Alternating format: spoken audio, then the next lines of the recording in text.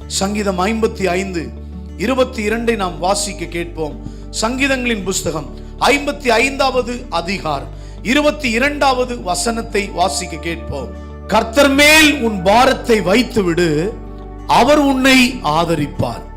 நீதிமானை ஒருபோதும் தள்ளாட விடமாட்டார். என் அன்பு மகளே, மகனே, யார் என்னை ஆதரிப்பார்கள்? யார் எனக்கு ஆதரவு கொடுப்பார்கள்? கலங்கின சூழ்நிலையில் கர்த்தர் உன்னை பார்த்துதான் சொல்லுகிறார், என்னை பார்த்துதான் சொல்லுகிறார், நானே உனக்கு ஆதரவாக இருக்கிறேன்.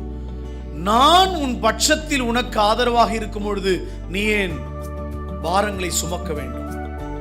நீ ஏன் பிரச்சனைகளை சுமக்க வேண்டும்? நீ ஏன் போராட்டத்தை சுமக்க வேண்டும்? நீ ஏன் பாடுகளை சுமந்து சுமந்து அவைகளையே யோசித்துக் கொண்டு கவலைப்பட்டு கொண்டே இருக்க வேண்டும்? பாரத்தை வைத்து விடு, நான் உன்னை ஆதரிக்கிறேன். அவர் உன்னையும் என்னையும் ஒருபோதும் தள்ளாட விடமாட்டார் என்று வேதத்திலே கர்த்தர் நமக்கு வாக்கு கொடுக்கிறார். எத்தனை பேர் நன்றியோடு ஆமென் சொல்றீங்க? வாய்களை திறந்து சொல்லுங்க அல்லேலூயா. இன்றைக்கு இந்த ஜெனரேஷன், இந்த தலைமுறையில் பார்க்கும் பொழுது,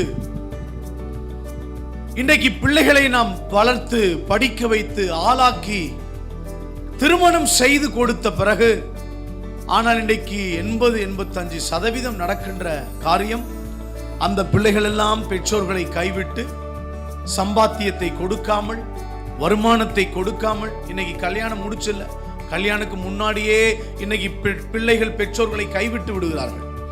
சம்பாத்தியம் பண்ணி ஒரு பெற்றோரை ஆதரிக்க இந்த பிள்ளைகள் எல்லாம் இன்றைக்கு ஒரு கேவலமான நிலைமைக்கு நேராய் ஓடிக்கொண்டிருக்கிறார்கள். இன்னைக்கு பெற்றோர்கள் எல்லாம் கண்ணீர் வடிக்கிறார்கள். இவ்வளோ 50 வயசாகுது, 60 வயசாகுது, நானே உழைத்து கொண்டிருக்கிறேன், கண்ணெல்லாம் மங்களாயிட்டு, நடக்கிறதுக்கு கால சக்தி இல்லை, ஒரே மூட்டு வலி, உடம்பு வலி, பிரச்சனை, முதல்ல இருந்த பலன் எனக்கு இல்லை.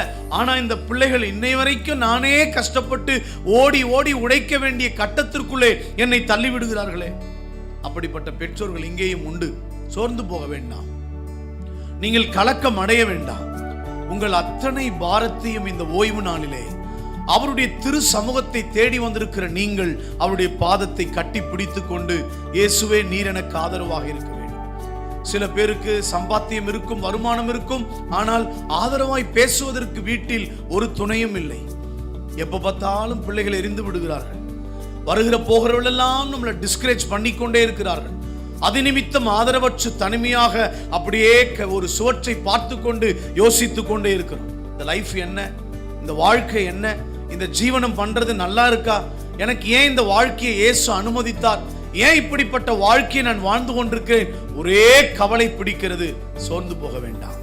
உங்களை பார்த்து கர்த்தர் இந்த காலை நேரத்தில் உங்கள் கரத்தை பிடித்து ஆண்டவர் சொல்லுகிறார், நான் உனக்கு கடைசி வரைக்கும் ஆதரவாக இருப்பேன், மரண பரியந்தம் உனக்கு நான் ஆதரவாக இருப்பேன்.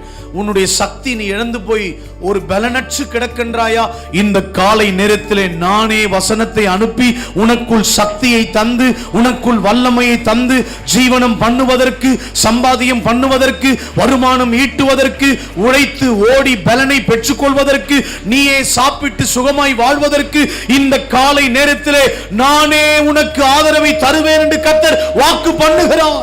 நீ கேட்ட இடத்தில் உதவிகளை ஒரு மனுஷனை கொண்டு அனுப்புவேன் என்று பரிசுத்த ஆவியானவர் வாக்கு பண்ணுகிறார். நானே உனக்காக ஒரு மனிதனை அனுப்பி உன் குடும்பத்தை கட்டி எழுப்புவேன் என்று கர்த்தர் வாக்கு பண்ணுகிறார். இனிமேல் நீ மனிதனை நம்பி அல்ல, நானே உனக்கு ஆதரவு, நீ என்னை பற்றி பிடித்துக் கொள் என்று கர்த்தர் வாக்குரைக்கிறார்.